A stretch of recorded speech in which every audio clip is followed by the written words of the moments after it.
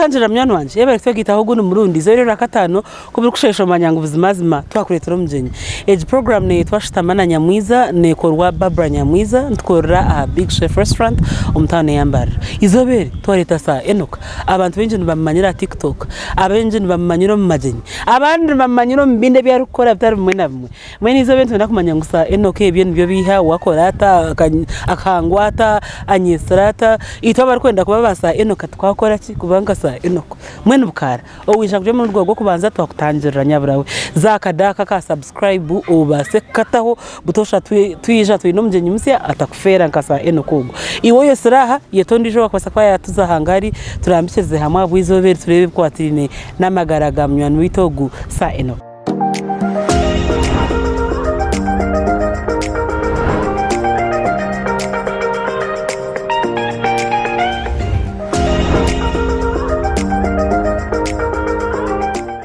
Nakutangira sa Enoch. Yes.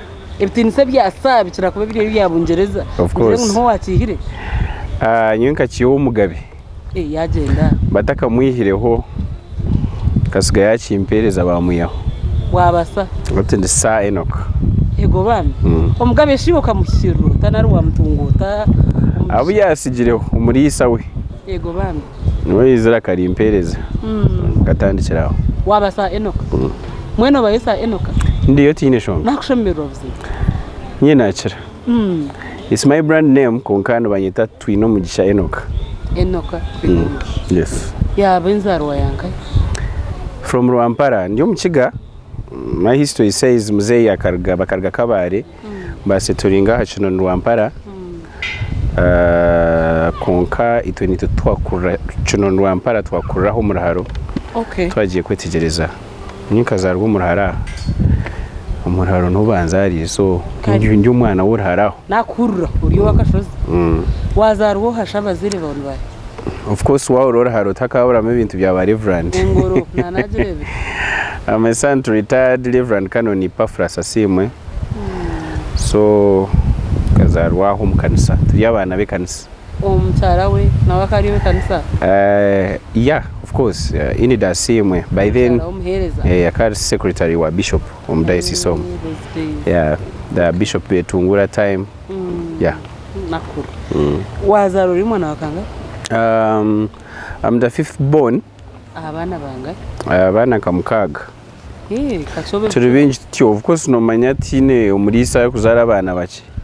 Kandi warango mwahora inabana mukaga nje mayisa ngo mburuza ine kikumi. Nakuru. Ito kanisa ne ichiza kuzara mwena. Mkakanisa urganda. But one died, a second born. So now we are 5. We are all 6.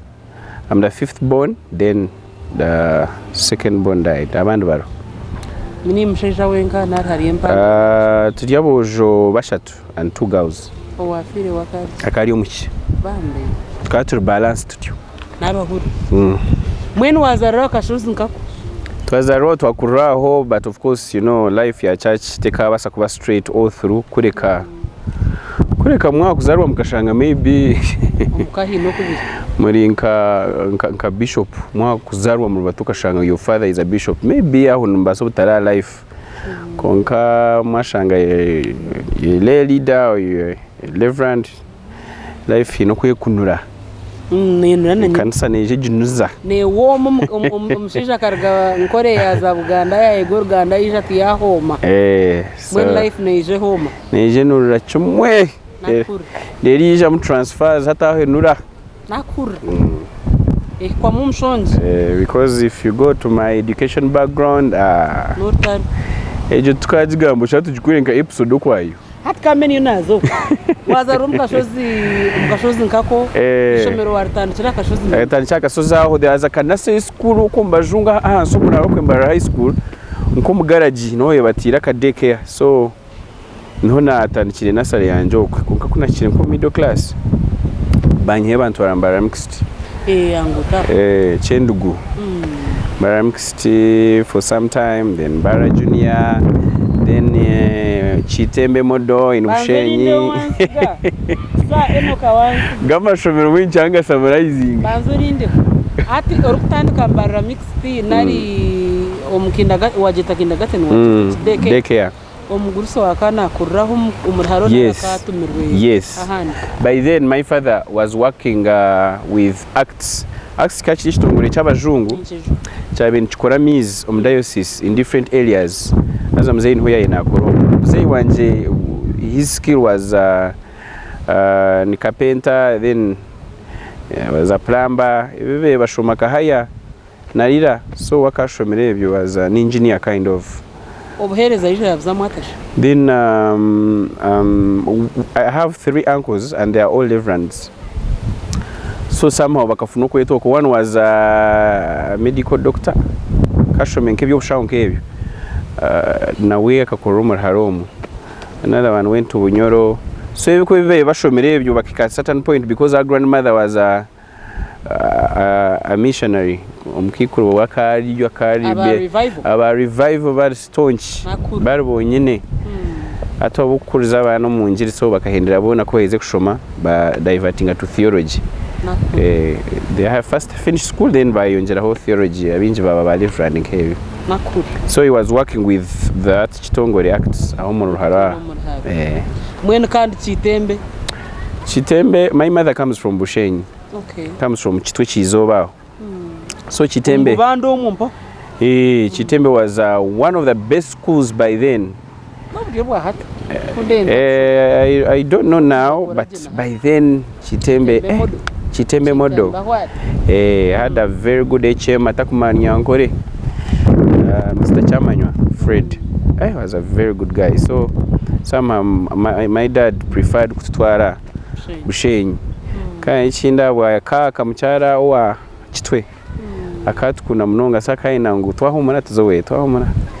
We tuoche binji no mbumba mwena kali usinje binji. So we went to Chitembe for some good time. Wa marecha mshanju? Chaza? Cha katano P5. Then now we came to Ibanda integrated. Omzee yaza koro. Yes. My father Etown was transferred to Ibanda.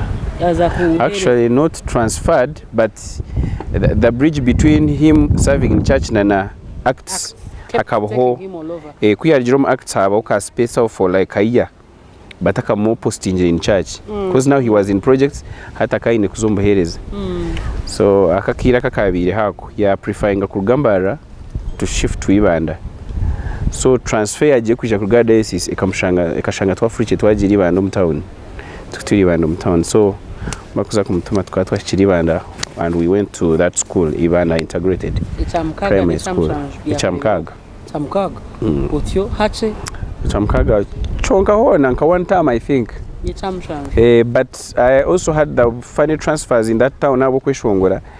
And we were with competitions, kazi nyingi music competitions there were. Was the issue. Yeah, so I was good at acting and singing, so teachers would come and talk to me, say tochereza kaka na so nashomonka nkumwaka naza some other school muri Ibanda called Ibanda Modern kanat na gayo to Chinoni integrated. Yes, hat kan nagarka Chinoni. Chinoni was also is still a good school. Without a doubt. Yes, even now Chinoni integrated is still a very good school. So as Chinoni integrated and yes. When Chahwa primary in Chahwa, we had the best choir in Rampara. They can tell you our season was just perfect. We were superheroes. Hey. Tini shomeri in the gamba. Ako waktu tuzakutagurira oshanga mwene siyashoma. Nakuri. The best drama, best everything. I have very many certificates were district watch. Nko mbintu byo kweshonga na kevi. When senior was? Senior from that school, I wanted to do more in music, so I released a song. Immediately after P7.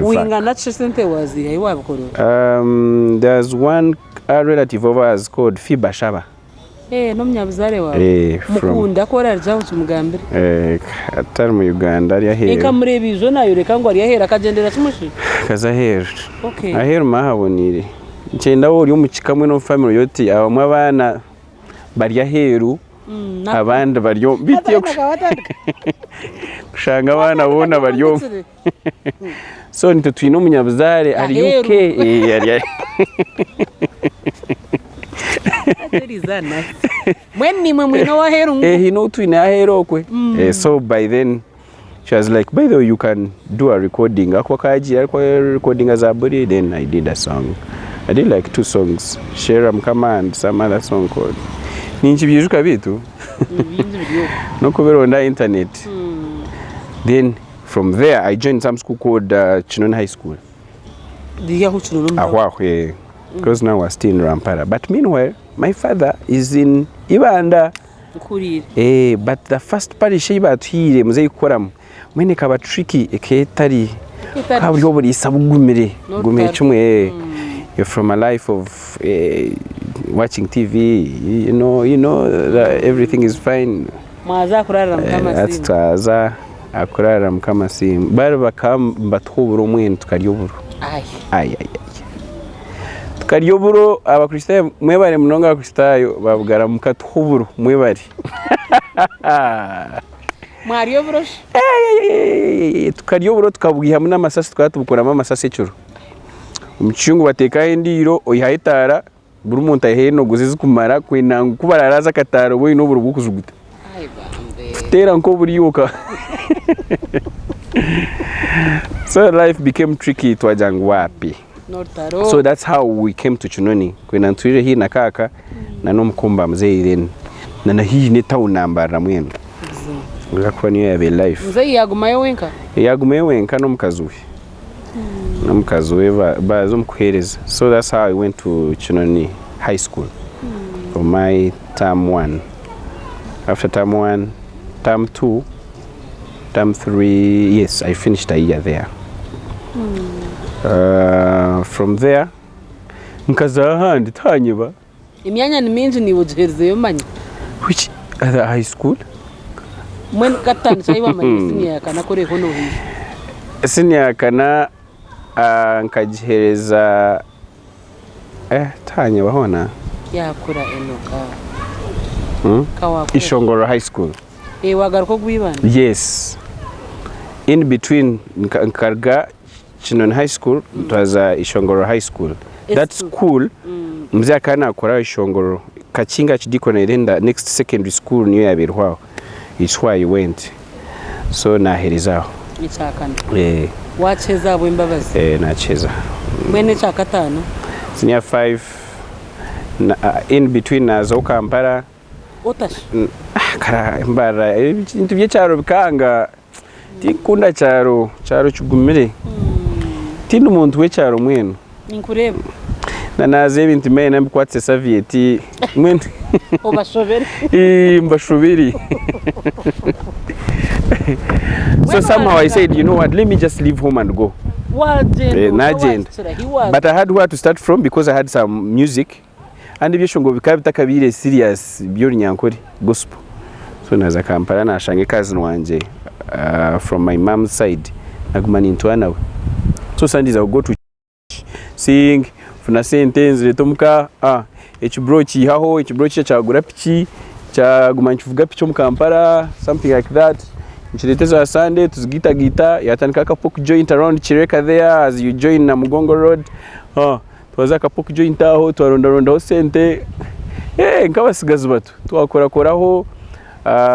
From there I met one guy. My mother met a cousin no mebyo kurundo buzane nkebyo yamubuze hindi yambuza ndinka ati akaza Kampala ati why don't you tell him to come home. So bando ndabatyo banjango is one uncle kwenda ngo zo we stays around Chisasi there. So I went to Chisasi na I visited him for a night. So namugambira nti I'm here konka ndo ndasente to go for HSC.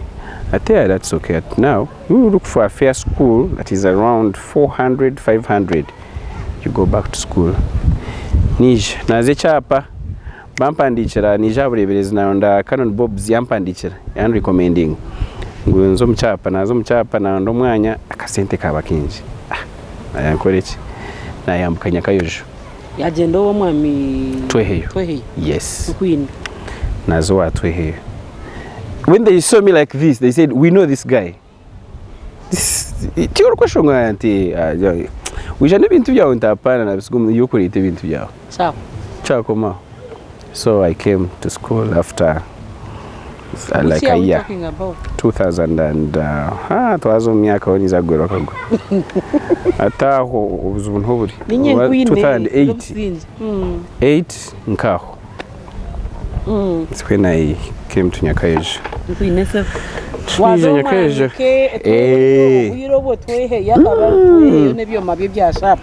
As a very good guy. There are very many students at school. Binge from Skuntare, where Nyanji, Bona Wakabijiro, but I was in different schools. We never had enough classes. So Akashaba primary guru here is a primary. So nka HC ntutwe tudi. Na bumuza mu class mbamu. Akadeska can't. Yeah, and as life really. The best sport. Pira tukant wisaka gomtown no more.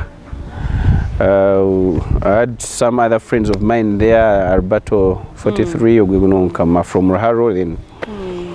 Yeah, so namar. Shamkaga watahad. Waje mais. From there nazumvaka kuronda sente. Waga kabganda. Nagara ko mukibuga. Waza po kujointe. Hat kando garka Kampala nagakogwe brother wanje that now I don't want you to do anything. Timwe ndokore. Nanukwishonga nkanta chishongora. Kana berekere kwishonga. Waba hutashuwa dire. Kana nyindaho just chonga. That now I want you to stay here. Was a very good friend of mine. Maka aza kwenda kunda nimbo nabona. Nagumaho and for the whole vac. But within that vac, I introduced myself at All Saints Church, Nakasero. Now that I was singing Scripture Union, so as other Mtabanwa, Reverend Kanon Katunja, Alexander, so yeah, now I've introduced to All Saints. Kunacha All Saints, Mampo volunteer in Children's Church. Queen. Now there, I had to shine. Nakur. Akuwankani mamwe hati na nta shine njira Kampala nindimo. These pensioners that come here, they are good people, they are rich people. Hati, I need to be strategic. Yeah. Najitam Children's Church, just come, give us like a 3K for transport. Which was really enough. Which was really enough for me. Take me back home and I get to know a few people around. They know this guy is in Children's Church. So from there, talent had to show up like nothing. Sing, compose memory verse songs, help kids to act, help them dance. Football, what? So I was so loved by the teachers there and take our team as a support staff. Watanika kumpaka sente kechabre netana. Tuna abo mkamu mvaka. Wanashika watu. Mbatere shi. Abo mkama. Parents loved me. They would give me money on Sunday. I would do a lesson in baby class. Omzidi cheza lesson ampeze mtwari 10. Waka wagamba na supervisor that boy. He's just gifted. So from there na aterera nabaje. What? Ndukuza kuza ku reporting a university like this. Nkaba ine foundation itakaribukaga. University twahikayo nayo. Akwa na ndumuvaka.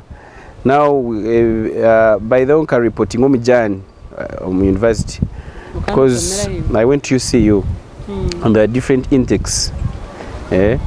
May, Jan and September. So nyo kamaro mwaka nkuza ku reporting omujani. Washoma yote. Amashosho waka. So I had to go that line. Rangu na gumumba na hwao. One email like this tuition was on the account. Which people? Church people. Yes, Abamani.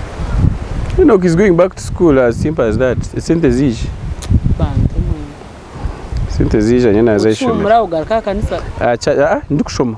Yeah, mukono. I would come Wednesday, staff meeting, Saturday, kids fellowship, Sunday, ministry. The whole ministry, the whole day, and I go back. kisi ekuga fizo obwero nekurga noteko fizi nekurga people give my name mzee nasindika nawe mpora tugita tu ikango nashoma kosi yaho gutyo yaho kosi na guma usensaho of course waheza nataka kuronda emirimo kandi nebintu babi nabi yakushemse bakakusiya hati nawo nkanye foundation of course n'abantu mu kanisa bari umuntu bobo barukuza kwana emirimo ndio someone told me by the way Uncle this is advertising for my CDO child development officer my project director what you apply inte utecho nacho echo aiwa gambira watire application ejo mi interview ya written bakubuze bwawe nosiba nokora interview ya written ejwe scriptures ejwe utaka nuwota kanchi mwene nkahandika nabahereza nabo barebamo bakwera kunagira pano I had a good background sincerely for me to work with them as on melt I sing, I play guitar, I play football, I know scriptures, I know children. So numwendo atariyo numwendo bakata shimena nikata shina kwijo mu interview ukanora botine turashimye ku outsourcing ajya ijo kuri makuru so bampostinga ko bagiye kumpostinga kandi bampostinga umuka bianura chinoni CDC that was 2014 I still remember very well chinoni na zomuka they were seeing me there so icharo chikachine kunyakira atwine staff witu companion I served for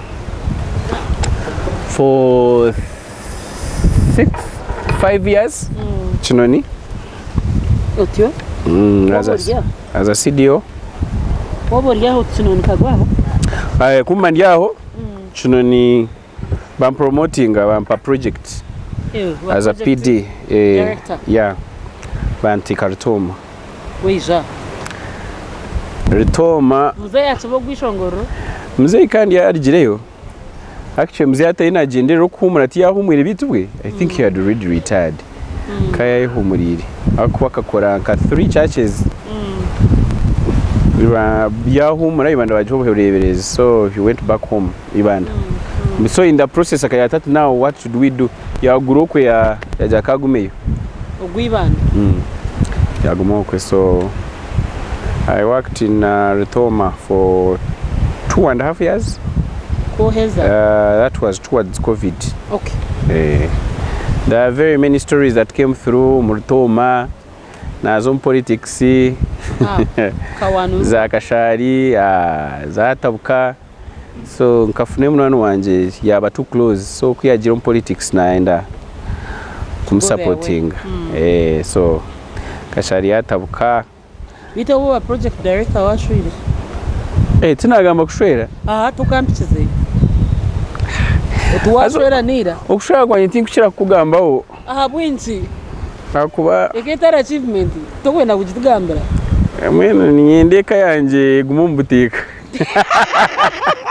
cyo tinye natugamba hata impangara y'abantu wagishanga actually ngashwera kare nyo ndi umushara mukuru mu bushwere konka there is a way I live my family so private not na ring njine eriyo mushaho yakwebera ki nimba njina zonga zinjine ato wanjangu atkanjwari azonga zimbajine ni imandi hati nyonanye of course ebintu ndavuze kuko mbugana hi at what point chinoni time ahwaho like after 2 years or CDO in the CDO nkani shomea all sense spring from all sense so nhune fellowship injirana na munano wa Sharon nabo why so they would go so from there nkaba kujankana kwe muri haro already nka nimanya eminyete mikuru yerumu so na nabatukani mbamanya so it's why I found my woman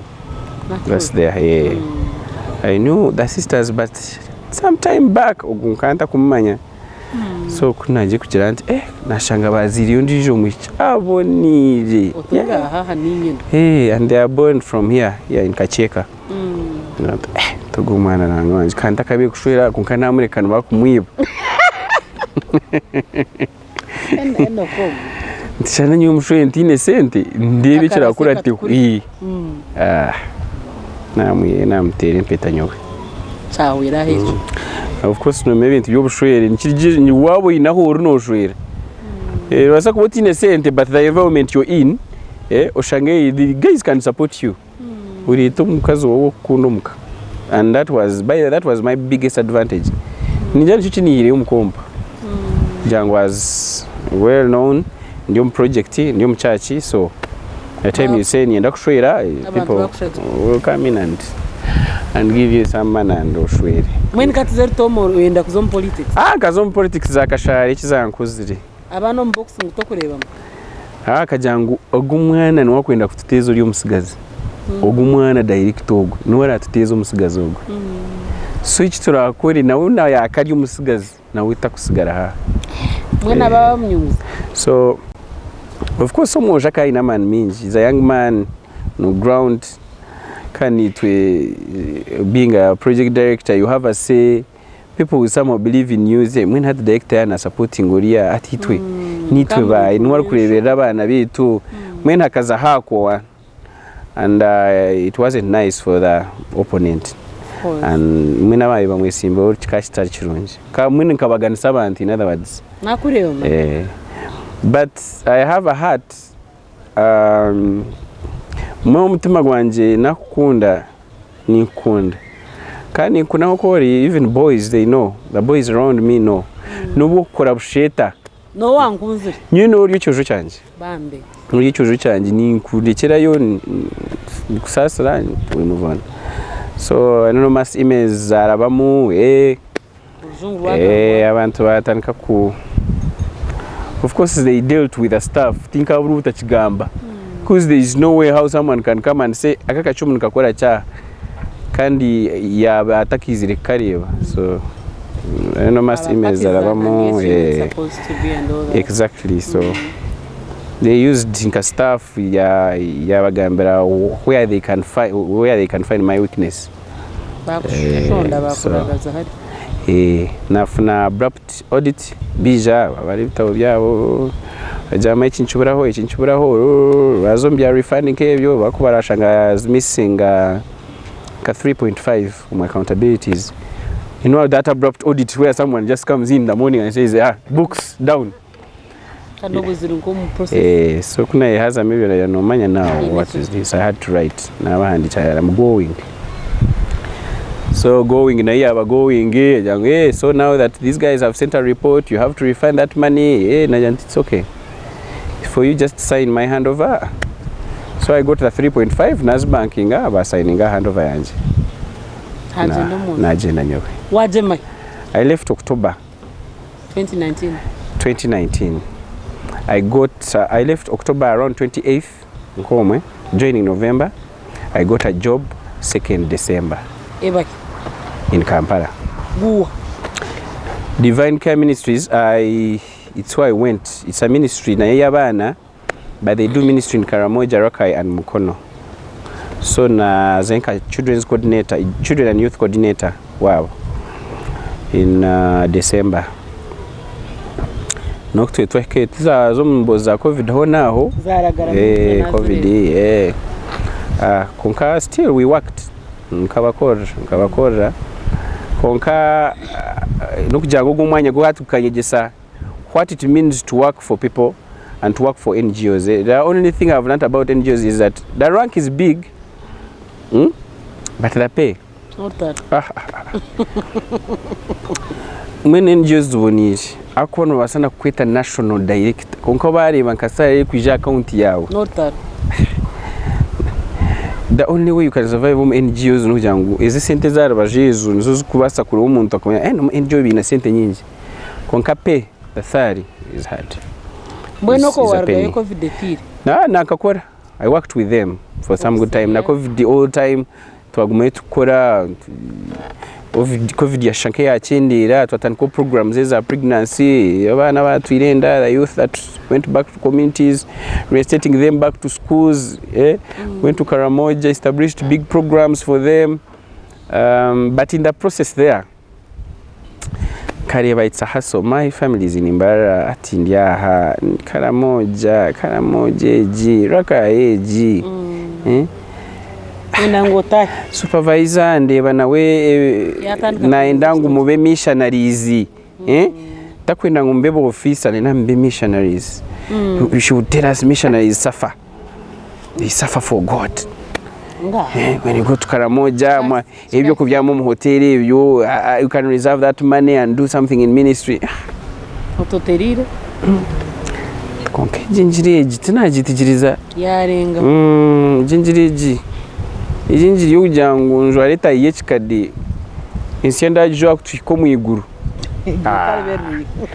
tapana nywe insanyine kujwara umwiguru ndavjare yakabe nakura shangiye pendi jo konkensi yakajwara akarasika koreji hato mutimo umwe I became too stubborn nakura natandika ku opposing enjiri umuntu kwijo umurikiko akasheshe mukatandika mukashaba ikikashayishatu akajya mu yoro kwera mujyango tusibe aho ncamshanatero camshaneroho hashe gendera cyo kusiba no kugira ngo cost cutting omukaza jya tunumanya tusibe tugumaho hati of course to kwimuka tugumaho kujyana no kushesha you come back imishoronge ikume nemwe uboruka cyifitiye mutwansi kaba parete yo kuriya mu biryo hata kawonka bishatu mu kwiragamba tusibe biro bishatu mu kwira kayaba kaye kungacibanisha bangumanya kuko mukama tumpizo gwo mu kwira nanya kagamba na izoberi numweri yonka nkamure deri kandi akagamba nanya yakugira tenje akanya icoro micufire atoriyo mu ruhuzi ati icoro meji ati duga change liwe atori nko mu ruhuzi opposition ni mukizo mu staff teka bahoga ikita karibukaga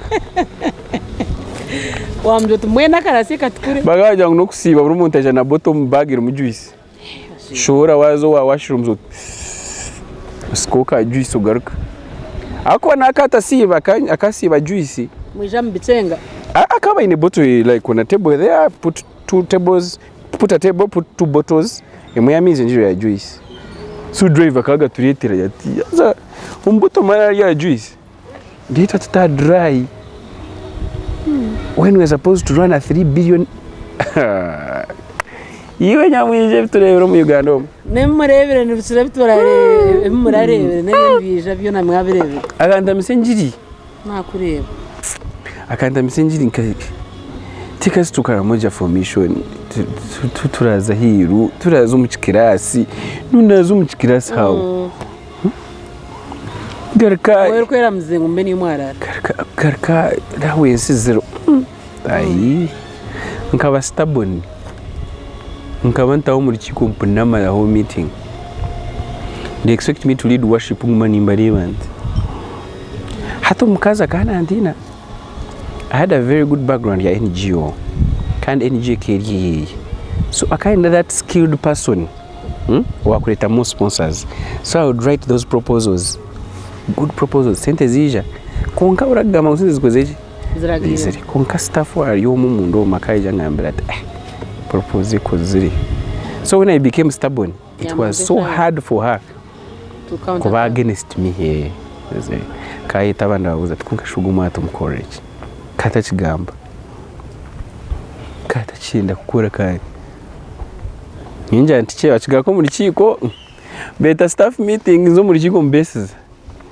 and that has been my character when I silence I speak a lot konkana unama reno manka home nkesiza ho muze yameza nanyowe mugwirehe tutakugamba kumu mazo muri circle rumpura just kurabanaho tinera kuramutse mutayo arabuzo mukade bishiguma che nzayishomero ngaruka we no mukazo mwesiza nkamwesiza hache nahendera nkamwesiza ya kwabe bamana kuza kwijja nkabagenyi bampaka allowance account intashabire cyantishanga uka sente babajenye bakijangira mukakatama lead kids ukora kunka byantamire umuyo yashumira ate nize kubyitira cyumwe ebe binabe nkama ni mustaff babana bashika ako nkamba sisi all day tuburana gukora nguko urangutwaga ngo mu devotion tubaza ku staff office inkansi yo nimba sisi all day niko batebeze bitwandukora bashika ni musye sumu yanje na za TikTok ukagitandikira uko ntatete kiboze kinkuterera barika nk'imenyitira TikTok no wimutize TikTok mbaho ebyo mu rume bitinki byenda tine kindi kwenda hato munsi abantu bamanya bandeke rikati nyuwe hati nkuri byanje waza TikTok mwene kagwa mukiraro na za TikTok share clips just nchimuka yishanyije umutunyi musese umushi nchuma yichiyo nchibaho kwa next event eri kubaho my mind would just tell me what to say, just post. Following equitesh. What was the turning point on TikTok? One of the best clips you remember about? There are very many, but the one I can remember as a clip about Russia. Nsagumu muntaro, urwa Russia numuruhura turkongo murindo rwanje na Android. Rwiturraho, that one. Nosha urumunda kari yo muri tona na Android. Bona bakaba kubi bakakwatwa. Bakimkaja nkunka weza nsagumu muntaro. Nortaro no. Ensiyashe cyane. Aho no watandikirana n'ibyo kukora emikoro. Emikoro nkankora emikoro. Like my university life bakugambira ngo nyina wemba MC umuhoro all the time. Those cultural things, those big events. Konkamwe no maybe twatubikora because of school, not paid. Ninga guild babahereze small monies. Even when I left Mukono, nkakugakana akora emyaka 2. Those events they would call me and say, akwaye abasigiro bakabatebeza abo guild kwijangure some guy. Wama kumwetano ija kureba. And they would count on you. They would count on me, invite me in Kora. Then I events, the weddings, close friends would say, quite a microphone, but not on a serious note. But from there, I said now, no more employment. What's your gum? Wagarkambar? Tinda siwira murumu. Nkasibura omuntu mukama wanje kandi nawe nkamuterera akajambo. Akana storm officer kureba oku enyuma kuri hari address nkaze enyuma mu address na mujina nto mukirahuri. Tumchecho. Nara yasmiling natambura nagenda yabuza kana ino kayija yangira ati izo yashimerwa ki. Batamanya ngwiwe nugwago. Ugo maragani. Agendera nyewena. Agenda mwine mzee. Now let me go back to Mbara. Kanzo mko wanje. I will survive. But what TikTok caused is that very many people knew me as a church person. And me as a godly person, but not a church person. Atakari intani somfango. Kunkufukusa ujang church God byona nkebe byonyine. So amukwe wala clips ko kashugu mwana kano wishemwe. That was a struggle also. As I lost, I also lost very many friends out of it. Now sata kuri bintu ke. Ungashino kubiri cyo gwira. But me I knew what I was going through. Kusete zikazitaro. Zikazitaro, I have children. I have a wife to take care of. Ndikampara nimpangisa tikunda bad life. Family ni mbara nibapangisa. They have to live a good life. The money you paid Nortaro. N'ubuntu buryaho nabwo nobonabonera hati kandi hatugaruka umuka. Hati kajante bara batarampire sente. Ndikuzenda. Bahunami. Baje nguce. Yine murano wanje mnonga nuwatura nasese no mujoti. Tompire cyabiraho ati mwaye nuka tinde sente atwakaje kusindikira umutwaro.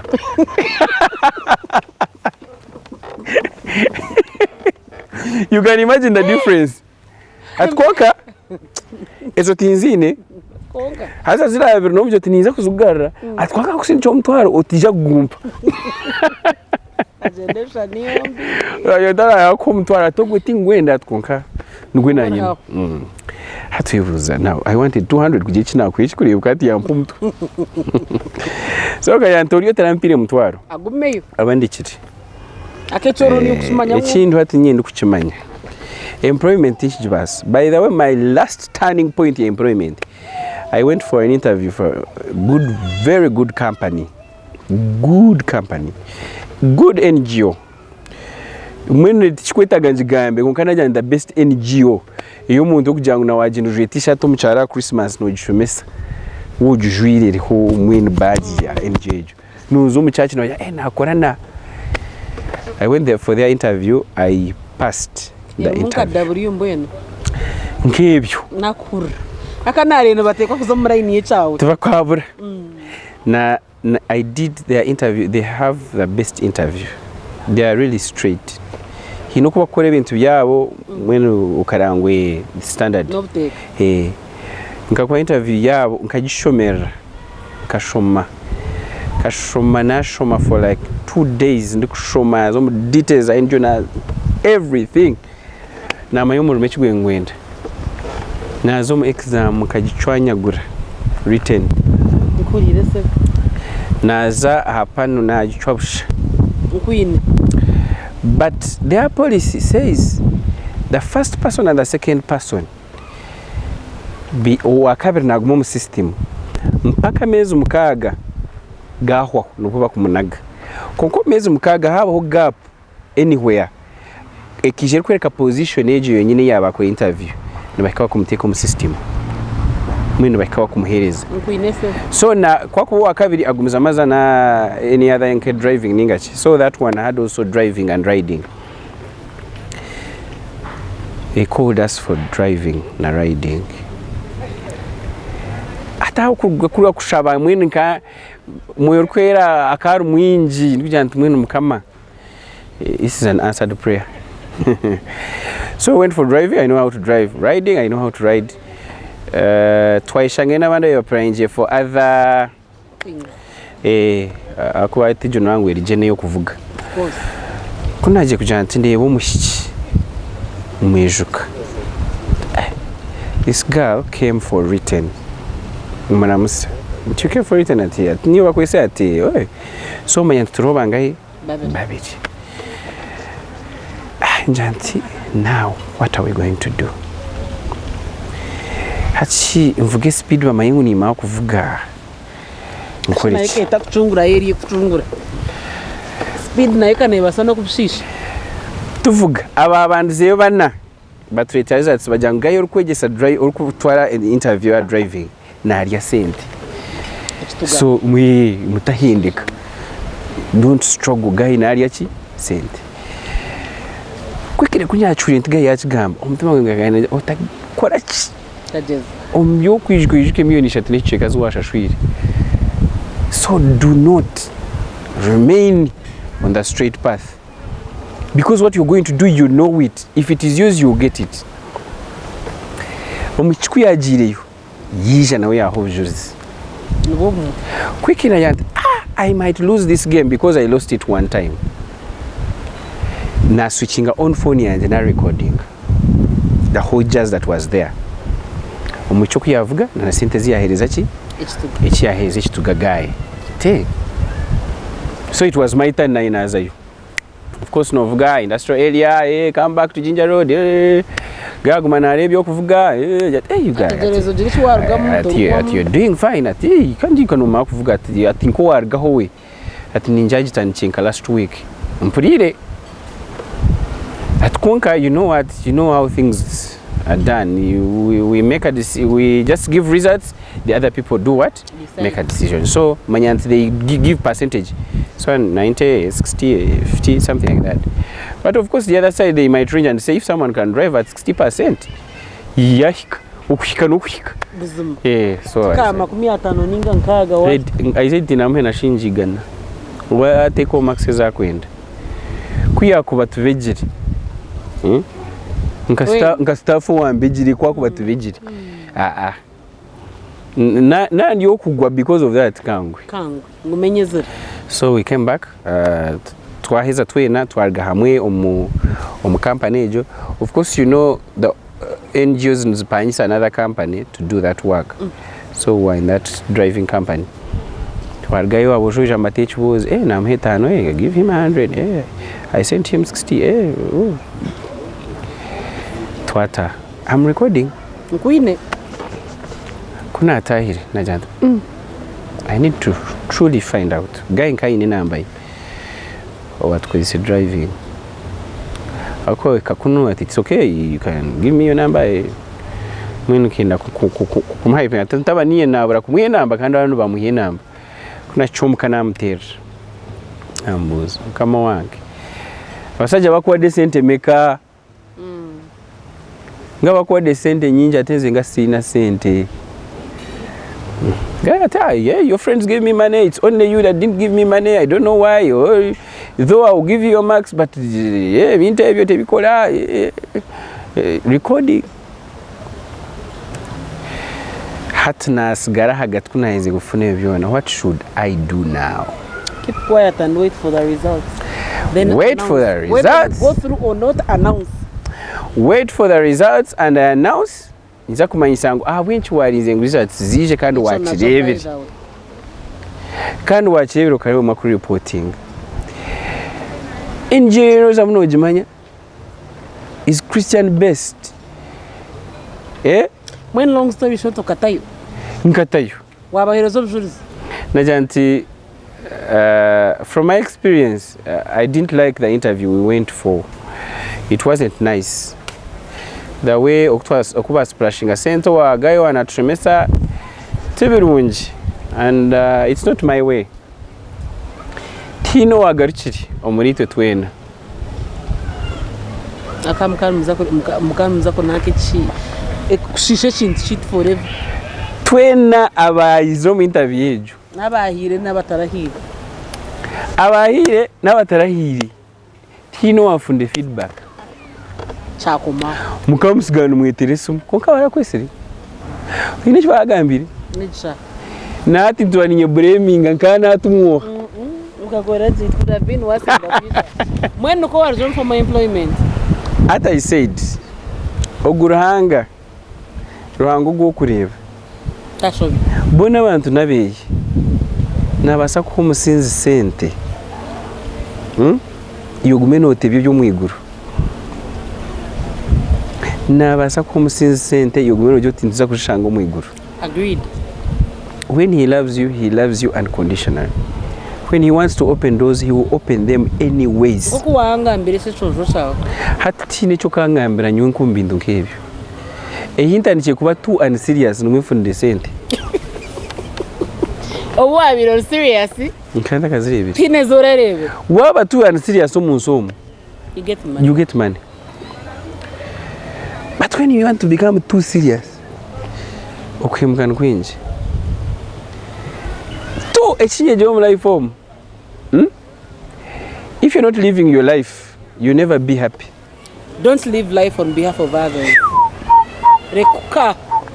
Biwe mwena abantu bamanyengo gwe nogwe nuwogwe mwenu bakunywe nkarukaka bakwikirize kokori baraye banwana bawe abateye banwana barere kunkugu muriwe ogwe nuyu nakuru hati ninyi bweno rya by the nyoti natakumanya hati sa Enoch taru akwa ni ntambire ciro ni ntambire hangwe ukora kamparo kora mba none ntangaza tina intari eciro ninjine nibyishongoro bibiri nintani imbyama yangwe nabwe nungenda ni kuri kinkwenda gukora ningaruka.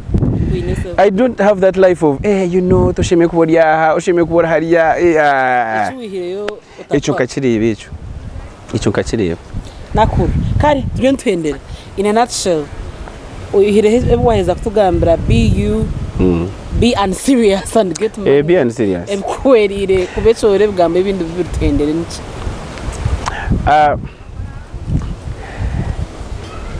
Umwena haro gukora umurimo na n'umuntu kumurimo. Koko bano ukora umurimo gubonire. Akora no uragura inkogo wawe. Nkati cyo gukora iwe no ukora umurimo. Konkata bakwire murimo. guriyo mwiguru nuko ndikwikiriza Yasi gure muri gende hompora. Gende hompora. Ateno kuno nangoreje mbere zo hebyiguru. Ego atumwe ni nonkiza okora iguru kano urangu shwenkura kaba akakora iguru nyanko yakora iguru mze yakora iguru. Abanyi bona bakora iriguru. Twina tukora iriguru.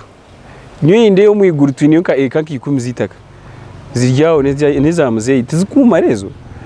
Hati ndekamenye umunso mu Mbian serious njabuje nyubombo boneze because currently I'm the best MC in Central and Western. If you went to school kanti gambiro muzira wagira ishomo kwenda gukora ubujye Burundi ntavuruho you are in trouble. You in trouble. Nakura. Tukubasa kubonera. Nakura. Aho kuba kushanga umuntu oshomere I have very many jokes. I come and two and serious someone. And what is helping you live? And it's helping me to live. Enoch twice. I don't think there's anything we've not talked about. I should also tell people ninguzamataka. Uka disclaimer jono kujishashura. Ninguzamataka and additional details. Bakuronde. I'll give them. Mumurimbarra ninguzamataka bandone nakwishije. That's a very good one. They should also follow me on my socials. Without a doubt, Sir Enoch, TikTok and everywhere. Everywhere. Yeah. Thank you for sparing your time to be on this. No sure wari ari. Watandika iwashire ndika. Reka nyanye kutandike. By the way ninkonde omushisha nyo. Ninkonde omushisha ombukingo bwa MC. Enoch yatizire kubuza. Naje kwishoboda. Okay. We bari kubana ito kurugita santsira ofisi y'amajingaga ebyasa Enoch wabihurira kandi uko ryo ko ino mukono ngo kuyagambira mushije oyine byetengo bindi nke byagamba ona byo mushije tinko nanje binagaruka mu konka ko ryo ko ine cyo cyo wakora kandi uri kumanguno basa kuchikora nyabura we kitandi cyo chikora akatoka amanya afuchira kwisi ibyo bintu kubasa kugamba umurugero n'amagaragasa Enoch ahabwizobe ninye Barbara Nyamwiza aha umurimbarira ningora ha Big Chef Restaurant batayire kandi turubwaje aha mwanyo kama kwa rachikuru arakata no rupija twija kutoka no ndijo mje ugume